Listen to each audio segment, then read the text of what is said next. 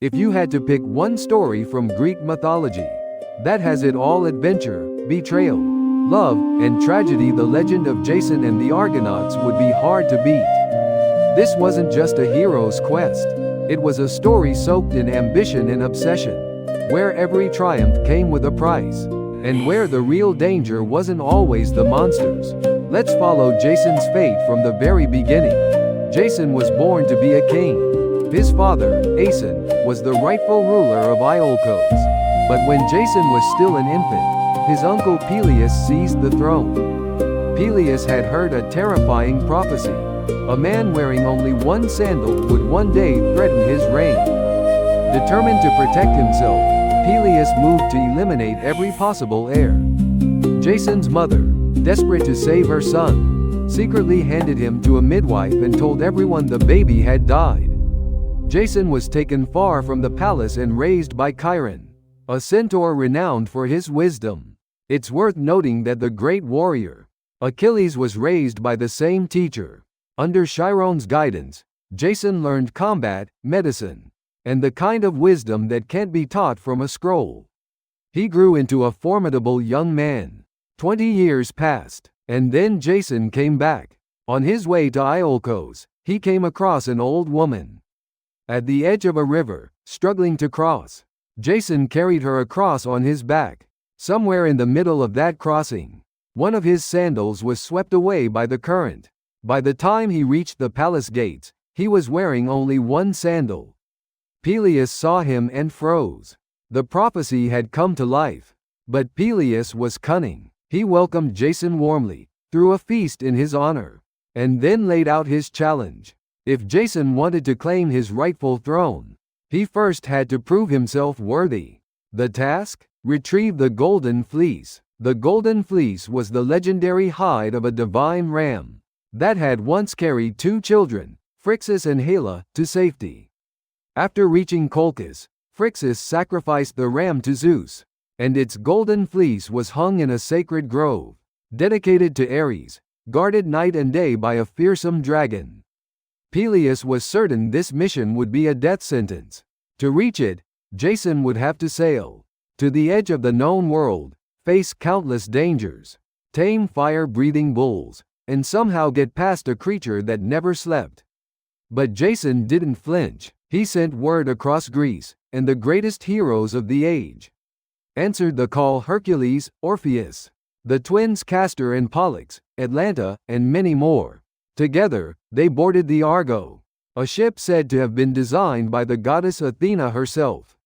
Embedded in its bow was a piece of sacred oak from Dodona, a wood believed to carry the gift of prophecy.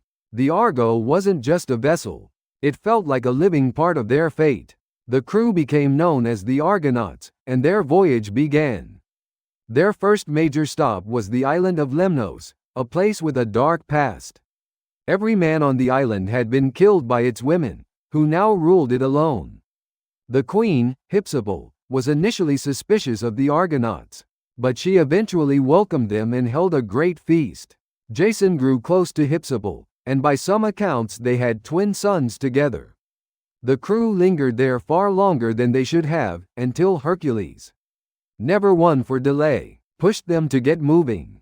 This moment is easy to overlook, but it reveals something important about Jason.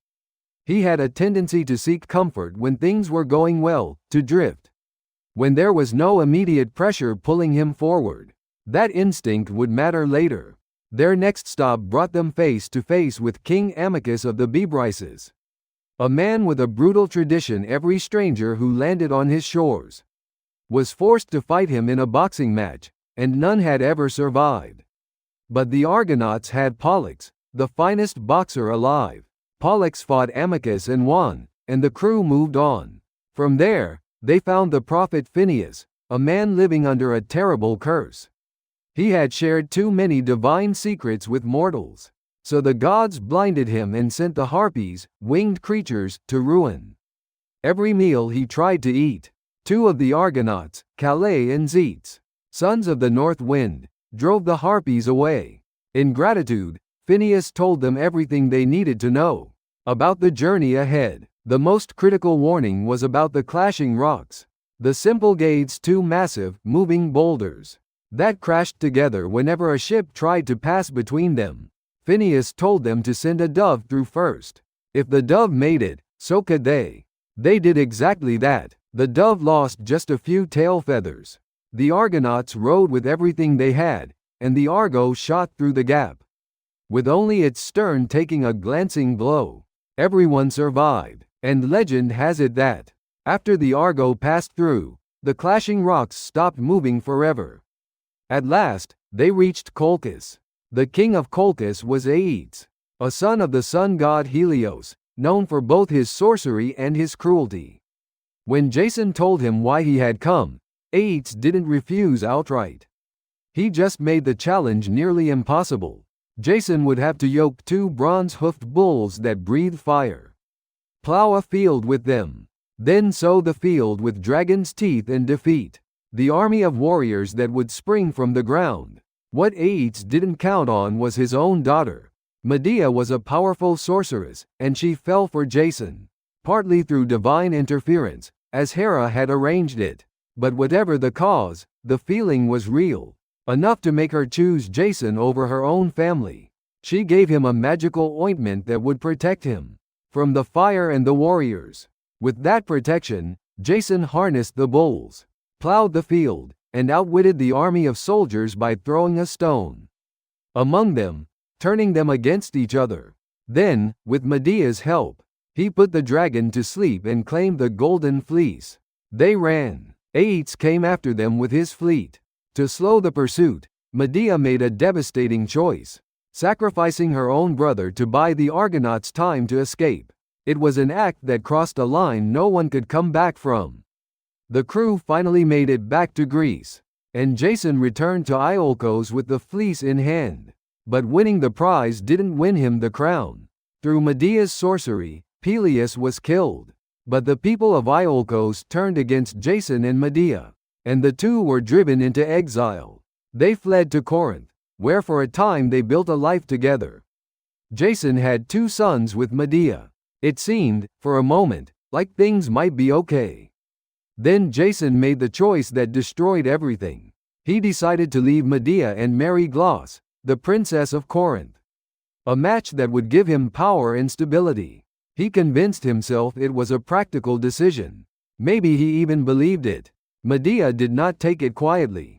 What followed was one of the darkest episodes in all of Greek mythology. Medea took revenge in a way that cost her more than anyone else. Her children were gone. Glauce was gone. Jason was left with nothing, no wife, no sons, no kingdom, no purpose. He spent the rest of his days wandering, a man whose greatest achievement had become a ghost that followed him everywhere. In the end, the legend says he died in the shadow of the Argo, the ship that had once carried him to glory, when part of its rotting hull collapsed on him as he slept beneath it. A brilliant beginning, a devastating end. That's the legend of Jason and the Argonauts. And it still hits hard thousands of years later, because at its core, it's not really about monsters or magic. It's about the choices people make, and what those choices cost them.